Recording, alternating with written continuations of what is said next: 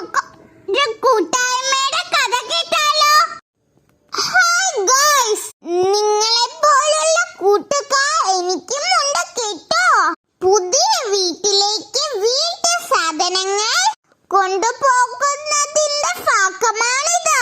പുതിയ പ്രതീക്ഷയുമായി ഞങ്ങൾ ഒരു തീരത്തു നിന്ന് മറ്റൊരു തീരത്തേക്ക് സ്വപ്നങ്ങളുടെ ചിറകിലേറെ പറക്കുവാനായി സ്വന്തമെന്ന പഥം അന്വർത്ഥമാക്കിക്കൊണ്ട് ഞങ്ങളുടെ സ്വപ്നക്കൂട്ടിലേക്ക് ചേക്കേറാനുള്ള തയ്യാറെടുപ്പിലാണ്.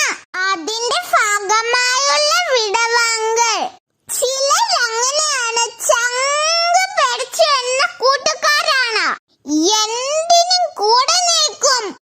അതിൽ പലരും ഒരുമിച്ച് പഠിച്ചവരോ ബാല്യകാല സുഹൃത്തുമല്ല. എങ്കിലും ചങ്കില് എപ്പോഴോ കേറിക്കൂടിയ സൗഹൃദത്തിന്റെ അതിരുകൾ പറയാനാകാത്ത കൂട്ടുകാരാണവർ. ഞങ്ങൾ സെക്കൻഡ് ഫ്ലോറിലാണ് താമസം. എന്ത് സന്തോഷത്തോടെയാണ് അവർ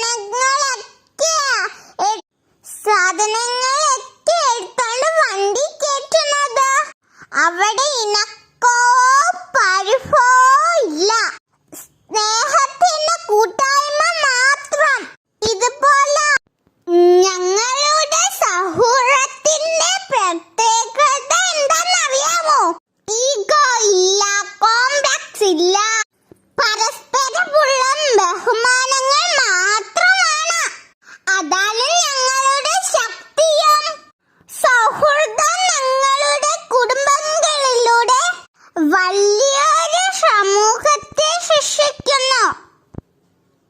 സാധനങ്ങൾ ഇറക്കുന്നതിന്റെ തിരക്കിനിടയിൽ ചായക്ക് കിട്ടുന്നുണ്ടായിരുന്നു. എങ്കിലും കബോർഡ്, ഫ്രിഡ്ജ്, വാഷിംഗ് മെഷീന് ഇവയെല്ലാം സൂക്ഷ്മതയോടെ ഞങ്ങൾക്ക് ഇറക്കാൻ കഴിഞ്ഞു.